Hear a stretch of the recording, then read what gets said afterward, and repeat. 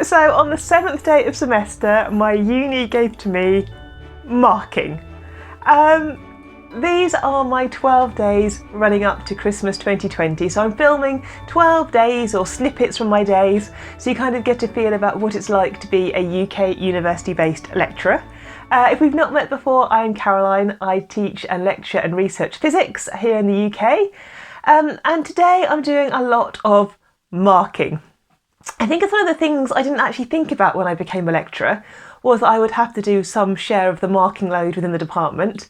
As a student, when I used to hand in my courseworks and do my examinations, I don't think I ever thought there'd be an actual person marking the work, which is silly because obviously there is somebody who marks your reports and marks your courseworks, but I don't think I ever really considered who that person was as a student.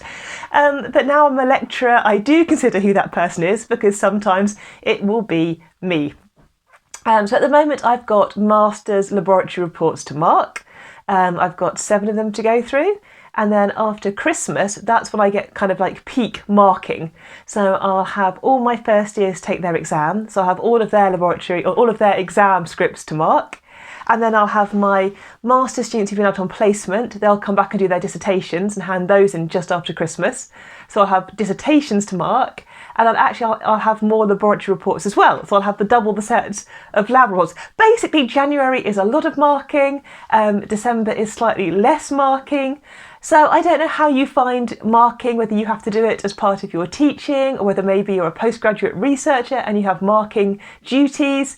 I have a strategy, I think, when it comes to marking. I am a bit of a planner, so I like to kind of write down how many pieces of work I need to mark, what the deadline is that these pieces of coursework need to be marked by.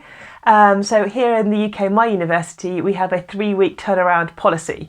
So if a student hands in their piece of work on a deadline, we have 3 weeks to turn around and to get them their assessed feedback back to them.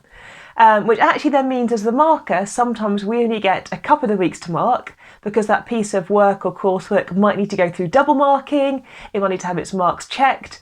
So yeah, typically I get roughly 2 weeks to turn around my marking. So once I've got my list and my plan, I kind of set myself up. So I've got a mug of tea, I make sure I've got the marking criteria so I know what I'm marking against. And then one of the things I do is I try to mark in batches. So I'll try to mark, if I've got a few reports, a batch, say of 3 or 4, then have maybe an hour for doing something else and then come back and maybe mark a few of them again. I feel I need to mark a few because you sort of get into the rhythm then of your marking.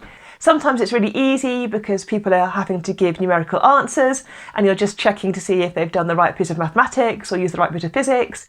If you're writing an essay, you might be having to go against more of a kind of a marking criteria that'll give you things to look out for, and you kind of make sure the students have hit those pointers within their essay. But yeah, marking takes up time and it's definitely something I didn't think about when I became a lecturer. When I applied to be a uni lecturer, I was thinking about, the research and like finding out new discoveries and getting to work in the research lab and doing clever bits of computational mathematical stuff. And I thought about maybe giving lectures at the front of classrooms and seminars. But yeah, obviously, along with all that teaching does come along your marking. And the other thing I try to do when I get marking is I try to do it fairly quickly. It's one of those things that I like to get done, get uploaded, so I know that's not on my to-do list of jobs to do still. So that's what I'm doing today. It's a very long explanation to say today I am doing marking. If you're working at a university, I'd love to know your tips. Do you have any pointers how you do your marking? Quite a lot of our reports come in, they're electronic. So I mark and give feedback using an electronic kind of interface system. So I'm kind of not handwriting on the reports, but I'm electronically writing on the reports.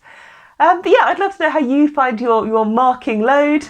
As I said, I've got a small amount to do before Christmas, but then I have to brace myself because my main marking load will come in on January, whenever it is. I forget the date. It comes in the new year. But yeah, that's what I'm doing today. So if you're working at a university or thinking of going to university, or maybe you're a student who's handed in your piece of coursework, I hope things are going well. I hope you're having a good week. If you're interested in uni life, do like and subscribe this video, and I'll be back in a couple of days' time and it will be the 8th day of uni semester. So hopefully by then my marking will be done and I can share something else that I'm up to. So I'll see you in a few days. Take care, and yeah, I'll see you soon. Bye.